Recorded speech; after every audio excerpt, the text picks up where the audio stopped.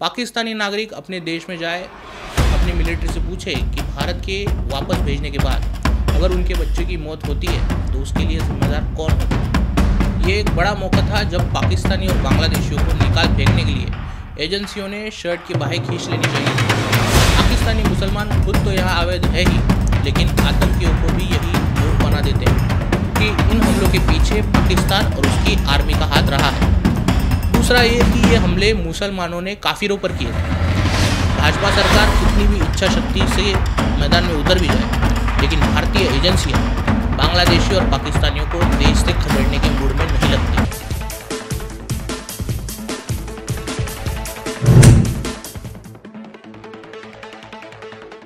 नमस्कार, न्यूज़ डंका के बात पते की में आपका स्वागत है। 22 तारीख को पहलगाम का इस्लामी हमला हुआ और आज तकरीबन सभी हिंदू मिलकर इस हमले को दुर्लक्षित करने में लगे हैं, इसकी यादें मिटाने में लगे हैं। दरअसल ये काम हिंदू समाज को खुद से करने की कोई ज़रूरत नहीं है।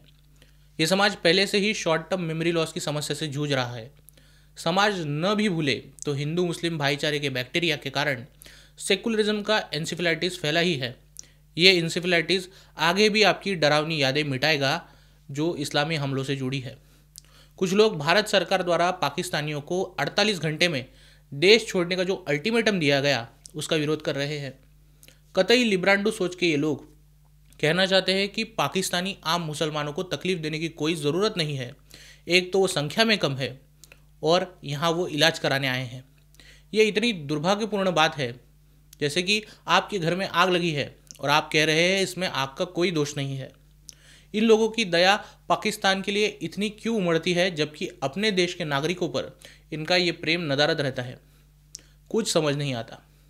देश की सुरक्षा और सम्मान के आगे भावुकता का ये नाटक क्या ही बताए।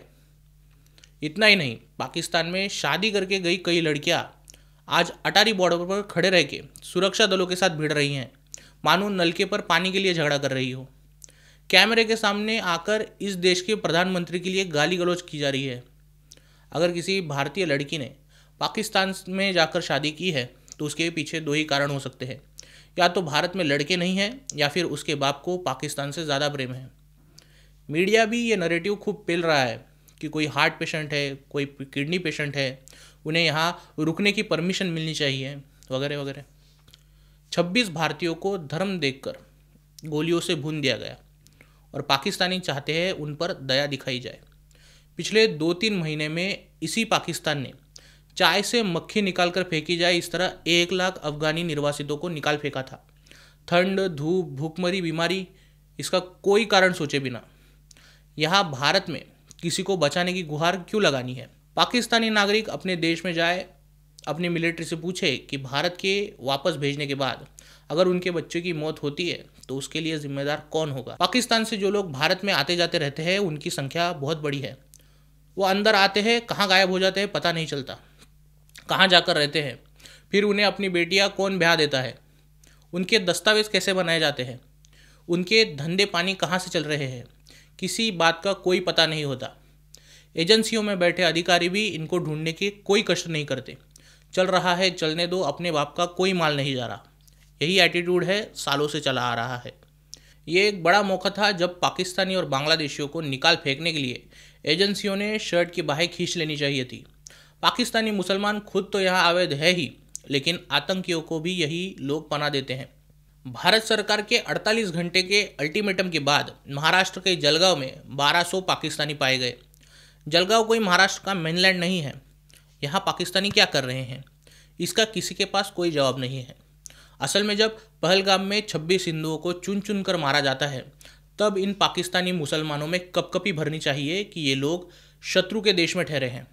यहाँ के हिंदू उन्हें जिंदा वापस जाने देंगे या नहीं, ये सोचकर तो इनकी आधी जान निकल जानी चाहिए।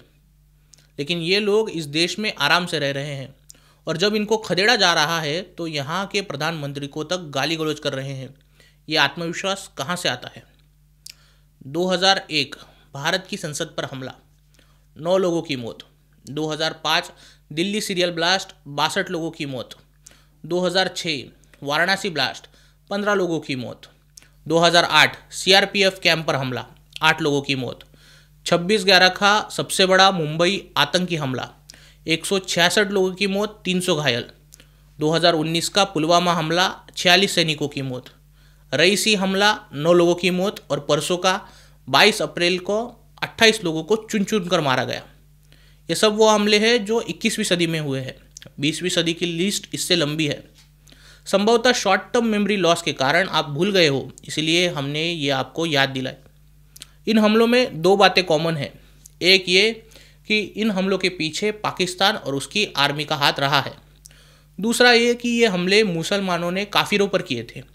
वो अलग बात है कि सेक्युलर नेताओं ने इन हमलों को मजहब के परे बताने की काफ़ी कोशिश की है। एग्जाम्पल के लिए, जब मुंबई ब्लास्ट हुए थे तो 12 ब्लास्ट होने के बाद शरद पवार ने मुस्लिम मोहल्ले में 13वें बॉम्ब ब्लास्ट का झूठ गढ़ा था, वो भी सिर्फ इसीलिए कि मुसलमानों की इमेज बचाई जा सके। More than 365 people died. I immediately realized that all these places are essentially dominated by Hindus. Number 2, my guess was there must be some design, and the design must be Hindus should react against minorities. So deliberately these explosions were taken out in Hindu areas. That's right. So I realized that this is a basically design seems to be there should be the riots. Right. So I stayed into the television and I misled people, deliberately misled people. Instead of 11 bomb explosion, I told 12. I see. And one of the place which I mentioned was Masjid Bandar. It is dominated by minorities. I see. So I tried to send. आज भी जब पहलगाम में इस्लामी आतंकी हमला हुआ है, तब शरद पवार साहब ऐसे ही डेलिबरेटली झूठ बोल गए कि आतंकियों ने पुरुषों को गोली मारी, महिलाओं को जाने दिया। ऐसे ही लिब्रांडू कश्मीर से भाईचारे की पिंपड़ी बजाई जा रही है। कोई सैयद शाह हुसैन को शहीद करार दे रहा है, कोई आतंकवाद का धर्म नहीं होता ये बात डिक्लेयर कर रहा है। ये सब हिंदू मुस्लिम भाईचारे का ढोंग बरकरार रखने के लिए जारी है। कोई इस देश में मुसलमानों से अकाउंटेबिलिटी नहीं मांगता है।